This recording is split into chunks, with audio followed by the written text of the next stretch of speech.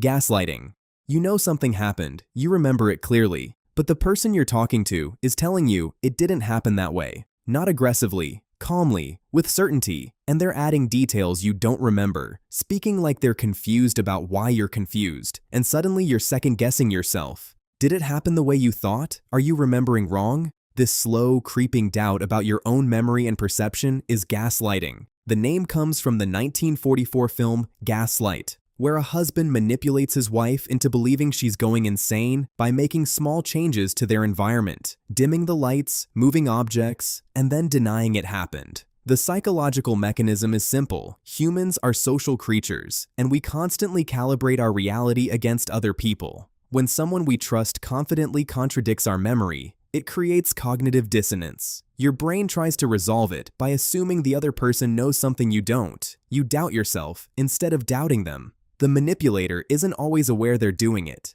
but the effective ones are. They're counting on the fact that humans have fragile memories. They know you won't remember exact details, and they exploit that gap. Over time, the victim stops trusting their own perception entirely. They become dependent on the manipulator to tell them what's real. That's the endgame, not winning an argument. Control through reality distortion.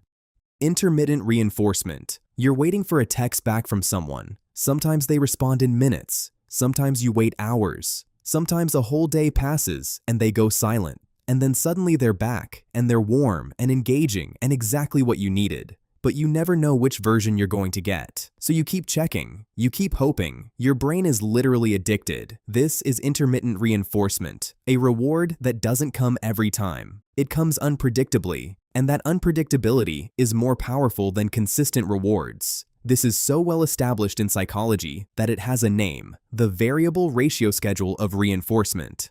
Slot machines work on this principle. The house knows that if you won every other time, you'd get bored, but if you win randomly, you'll keep pulling that lever until you're broke. The same mechanism works in relationships. The manipulator gives you affection, attention, and validation, but only sometimes. When they withdraw it, the deprivation makes the reward more valuable. So, you work harder. You become more desperate for the next hit of positive attention. You rationalize their behavior. You blame yourself when they're cold. You double down when they pull away. And when they finally come back, the relief is so intense that it overwrites all the hurt that came before. The cruelest part is that it's not even intentional sometimes. But the ones who understand it, they weaponize it. They know exactly what they're doing, and they do it because it works. Love bombing. In the beginning, everything is perfect. They text constantly. They remember small details about you. They make big plans. They move fast, faster than feels real. They're introducing you to everyone.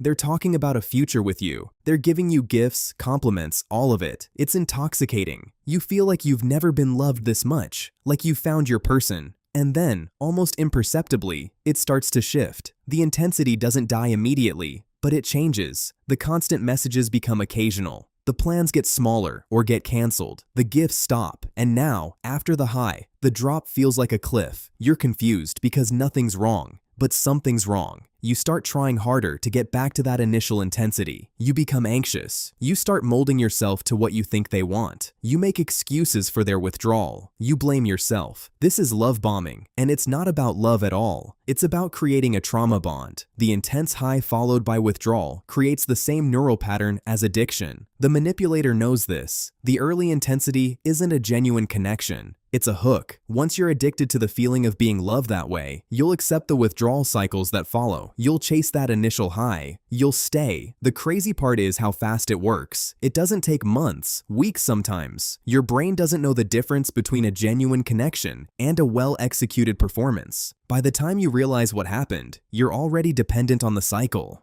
Triangulation. You're with someone, and they suddenly mention an ex, how great they were, how much they accomplished, how they had qualities you don't have, or they bring a third person into the relationship, a friend, a coworker, and suddenly they're giving that person attention and affection they're not giving you. You feel the comparison, you feel the competition, and you become desperate to win back the attention that's being given to someone else. This is triangulation, bringing a third party into a two-person dynamic to create jealousy, insecurity, and competition. The manipulator doesn't have to say anything directly, they just have to make sure you notice that someone else is getting what you want. Now you're in competition mode. You're trying to be better, sexier, funnier, more attentive. You're working to earn back the affection that should have been there all along. The third party doesn't even have to be real. Sometimes it's an ex, sometimes it's a hypothetical future partner, sometimes it's a version of you the manipulator claims to prefer. The mechanism is the same: doubt about your worth, competition, desperation to be chosen, and the manipulator sits in the center, getting exactly what they want: your full attention and effort, driven by insecurity, scarcity, and artificial urgency. I can only give you this opportunity right now. Other people are interested. I won't wait forever.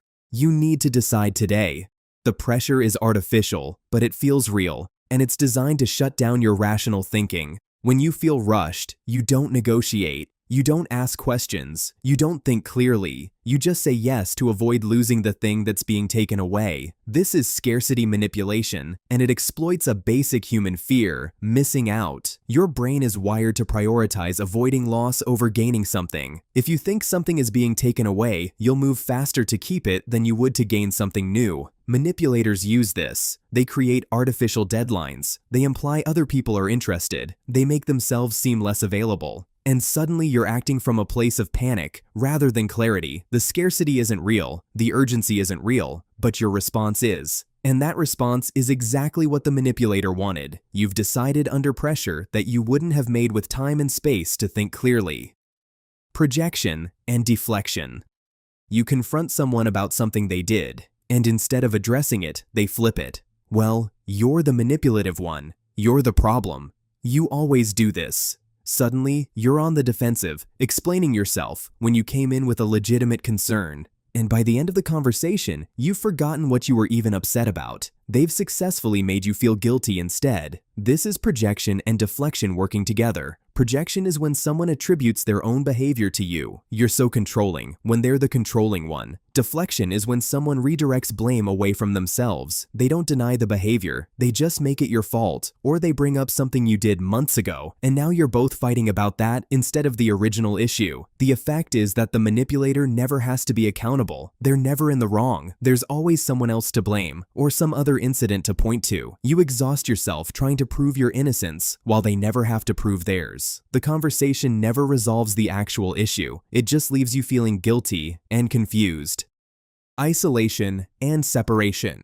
It starts small. A comment about one of your friends. Nothing means, just a question. Don't you think they're kind of a bad influence? Or, I don't feel like I really know them. You brush it off, but the comment plants a seed. The next time you mention hanging out with them, there's a slight coldness. Not direct criticism, just a shift in tone. So you avoid mentioning it. Then you start declining invitations. Not because you're forced to, but because it's easier than dealing with the tension. A month later, you haven't seen your friend in weeks. You're isolated, but it doesn't feel like isolation. It feels like a choice, except it's not. The manipulator has created an environment where your support system feels like a threat to the relationship. And without that external perspective, without friends who know you well enough to notice the changes in you, you're alone with the manipulator's version of reality. This is isolation, and it's one of the most effective manipulation tactics because it's not overt, it's environmental. The victim doesn't feel trapped. They feel like they're making rational decisions, but they're not. They're being systematically cut off from anyone who might contradict the manipulator's narrative or remind them of who they were before. The manipulator now has total control over information, validation, and perspective. You can't check your reality against anyone else. You can only trust them, and by this point, you've been conditioned not to. Intermittent apologies. They hurt you, and then they apologize. But the apology doesn't include understanding. It's performative. I'm sorry you feel that way. Not, I'm sorry I did that. Sometimes the apology includes a caveat. I'm sorry, but you made me do it. Or, I'm sorry, but you know how I am. The apology is there, but it comes with conditions. It's not unconditional, and it doesn't mean anything will change. But because they apologized, you feel obligated to forgive, to move on, to not bring it up again. So you swallow your hurt.